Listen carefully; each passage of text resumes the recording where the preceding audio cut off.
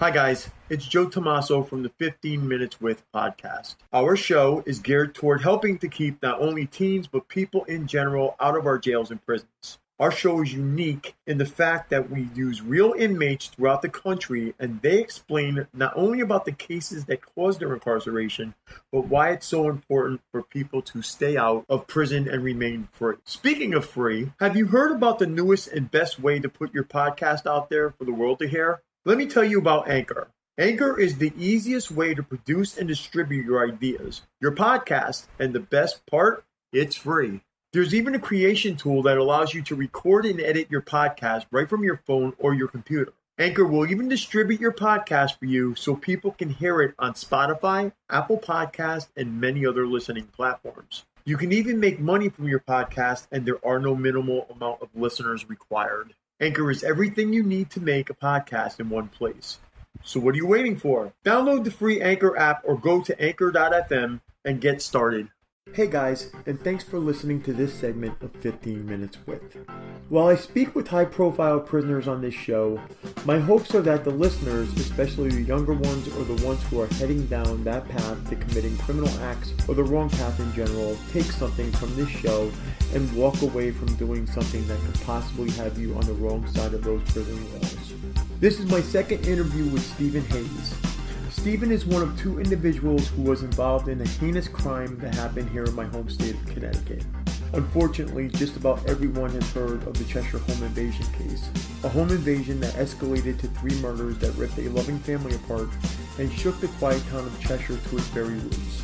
If you get something out of this show, I ask that you hit the subscribe and notification button if you're listening on YouTube, and if you're listening on one of the podcast platforms, please subscribe as well. You can also help me keep this show going by making a donation by going to paypal.me/Joe Tomaso. That's paypal.me/JoeTomaso. And now, without further ado, here is this episode of 15 Minutes With. Oh, this is a prepaid collect call from Stephen? an inmate at SCI Green. This is a call from Pennsylvania State Correctional Institution, Green. This call is subject to recording and monitoring. To accept charges, press 1. To refuse charges, press 2. If you would like to permanently block your number from if you have any concern that the person you are speaking with is in mental health crisis or suicidal, please call the State Correctional Institution immediately. Thank you for using Securus. You may start the conversation now. Hey Steve, how's it going? Ready to get this thing rolling? Yeah, actually, I'm going to the Actually, you know what? Let's just start it off with this way. So, I'm talking to Stephen Hayes, and Steve, why don't you tell everybody, who you are, the facility you're at, and why you were there. Okay, my name is Stephen Hayes. I'm one of the 2 men responsible for the 2007 Cheshire home invasion, Cheshire, Connecticut. Presently, I'm serving 6 life sentences, and I'm being housed in Pennsylvania Department of Corrections, specifically SCI Green in Waynesburg, Pennsylvania. A little background on the case. Obviously, there was I don't know if you would term it as a kidnapping, but that was one of the charges. And then there was a homicide that was, I believe, secondary to a fire that was started in the home. And in our last interview, when we were talking, you had basically told me that the fire was set to destroy any forensics evidence, correct? Well, originally that was what the idea was. But I do need to backtrack a little bit, because originally I had no idea that it was going to be anything other than, and I'm not trying to minimize it here, a home invasion, kidnapping for money. It wasn't until after things began that I guess all the red flags are popping up, that there was something more going on here than what I knew. And it has to go back right to the very beginning. I was talking to Josh that Sunday afternoon on the phone, and he said he had the perfect house. It was a husband, a wife, 2 young girls, in sleep management facility that we could handle without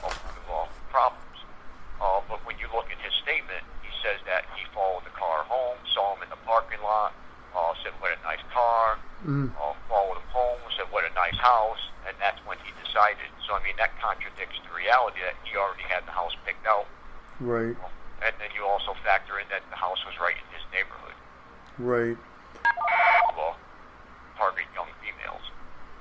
Right. So my other questions to you, you and I had talked, and I want to throw this out there as well. You're fully aware that Josh's case, because you and I had talked about this earlier, you're aware that Josh's case is going up in front of the state Supreme Court in regards to some irregularities that are being alleged. What's your stand on that? What do you think about that? Actually, I kind of take a pretty hard stand. In fact, I had talked to my defense attorney. This is a call from Pennsylvania State Correctional Institution. Green. This call is subject to recording and monitoring. She says that he's going before the state Supreme Court. It could be, I guess there's a Brady issue and a publicity issue and a few other issues that we had as well. But the difference is, I elected not to go on with anything because I don't want to cause any more harm to the family. Well, I was not guilty of everything that happened that night, and I truly did not know that a lot of the stuff was happening. I'm guilty. And as a result of my involvement, 3 innocent people are dead, and they shouldn't be. And so I've elected to do my time and do something positive with it, where I can get the message out to people that I wasn't a monster. I got caught up in what they call a relapse. My relapse was 30 days with 3 get-highs. And in recovery, a lot of times people, it was only 3 get-highs. Well, look at what happened here. I ended up in one of the most notorious crimes in Connecticut history. I don't agree with bringing litigation forward at this point to try and get around a guilty plea or a guilty verdict that was deserved. I mean, we both did our parts that night, and he's still trying to defend his. There's no defense to what we did, and it's something I'll never get over. So I also told my attorney I want no part of this trial. If he is granted a new trial, I will refuse to testify against him, for him, anything. The family doesn't deserve to go through this anymore. So you're basically saying, you got your time, and he got his time, and it should be over now, not to put the family through any more. It's a call from Pennsylvania State Correctional Institution. Green. This call is subject to recording and monitoring. Not to put the family through anything more. Absolutely. Okay. They've been through enough. Okay. And to go on, I feel it's an insult to the family, even to the people of Connecticut, to try and revive another expensive trial, and for what? We were guilty. Right. How old were you when you first started getting into trouble? Oh, geez, I was young. There's a lot more to just getting in trouble. I mean, there's a lot more to the story than addiction. There's also the subject of what they call gender dysphoria. I don't know if I know what that means. I'm a transgender. I was diagnosed at 16 with sexual identity disorder, and my family never acknowledged it, and it was never treated. There's a lot to it, but a lot more happened. That addiction came in. That's where the self-hate came in. Are you getting treatment for that now in Pennsylvania? That's actually a whole other story. Yes, I'm getting hormones. I do get very little therapy. Okay. Most of the help I get is from this amazing person that I met. I've given my life rights over to this person, and I think this is a great person to get that story out as well. Okay. If you would give me the opportunity in another episode, I would love to go into more of that. I know that you also said that you saw yourself going in a path of self-destruction, and you were going to say something to people, whether it be young, say, teenagers that were getting into trouble, or young adults, or even adults, 20s, 30 years old. What would you say to them if, as far as going down that road and actually getting in trouble? Is it worth it? It's absolutely not worth it. If I had a chance to do things over, there would be a lot of changes in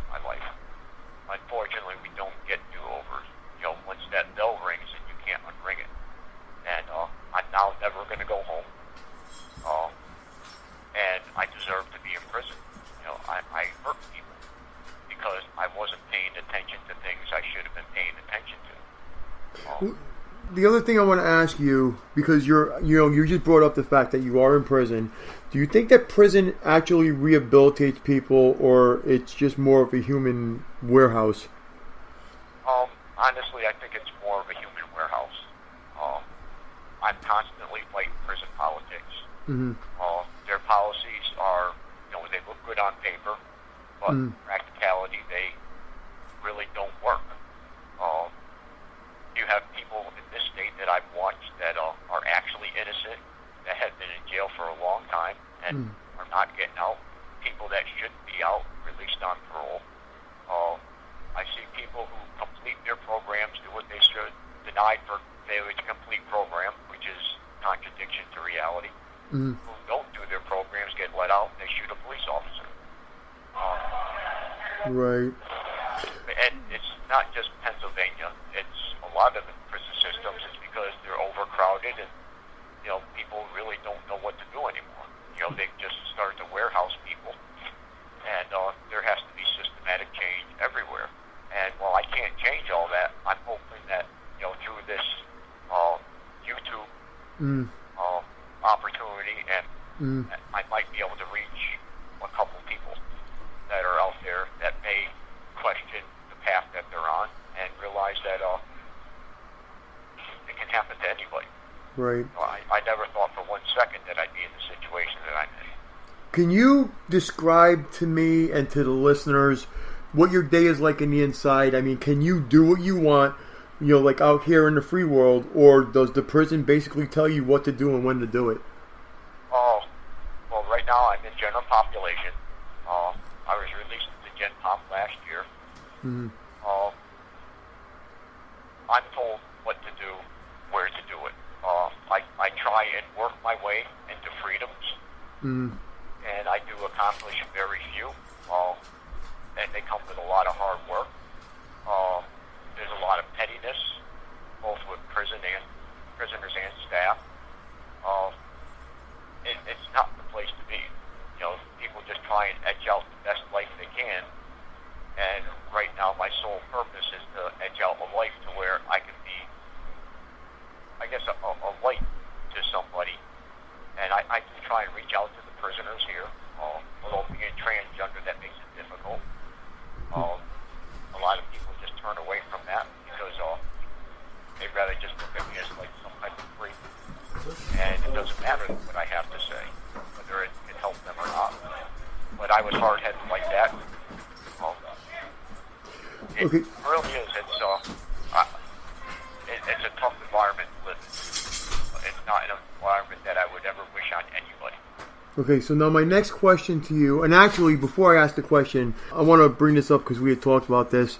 Some of the next series, because we're going to be doing, several segments, I want to go over, I'll call it a timeline, but basically it's, what happened, not a who did what, but not a step-by-step, actually, but kind of to let the public know, what happened during that day and a half, and things like that. So, and, we had talked, and, you were in agreement to, that you were willing to do that. Are you still in agreement to do that, or? Yes, I am. I mean, I no longer have any more litigation to try and overturn my sentence. As I said, I made it very clear I don't want to be called a witness in Josh's case, but it's time that the truth of everything came out.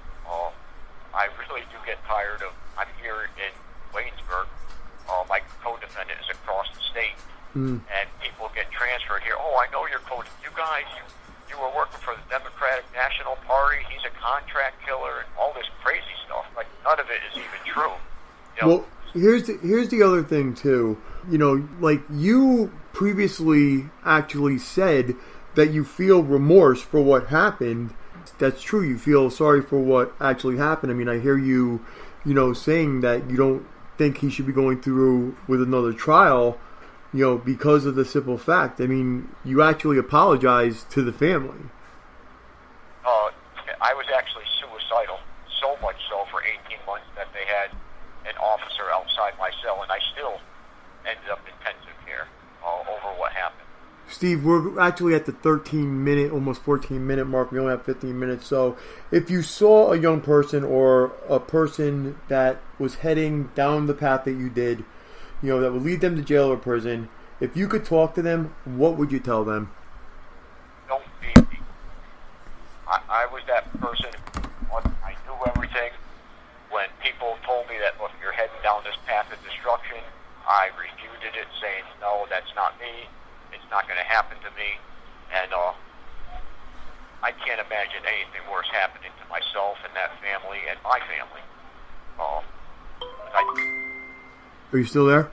Yep. Okay, good. I thought we got cut off. So we're at like 14 and a half minutes. I just want to make sure we get this. I really appreciate you talking to me, and we're going to be talking again. 1 minute left. There we go. We're going to be talking again tomorrow. We're going to talk again for at least 3 more times, and we can get the listeners to know a little bit more about what's on the inside, a little bit more about what happened, and your feelings toward everything. The case in general, being in prison, and again helping individuals to hopefully avoid becoming an inmate themselves. So I really want to tell you I appreciate what you're doing. And thank you for giving me the opportunity to do it. I mean, it's my chance to give something back, and if I can, I really do want to do that. Okay. All right. Thank you, Steve. I appreciate it. Okay. Well, we'll talk to you soon, and again, thank you very much. All right. Bye-bye. Thank you for listening to 15 Minutes With. I hope you've enjoyed this edition. If you have enjoyed this edition of 15 Minutes With, please hit the like and the subscribe button. You can also help me keep this show going and watch it get better by donating to paypal.me/Joe Tomaso. That address again is paypal.me/JoeTomaso. 15 Minutes With is constantly looking for new content to upload and new people to interview. If you would like to share your story, or if there's someone you would like to see us interview, please email us at insidetherazorwire@gmail.com. That email address again is insidetherazorwire@gmail.com. Last but not least, again, if you like to support this channel, please subscribe and hit the like button. Until next time, we'll be seeing you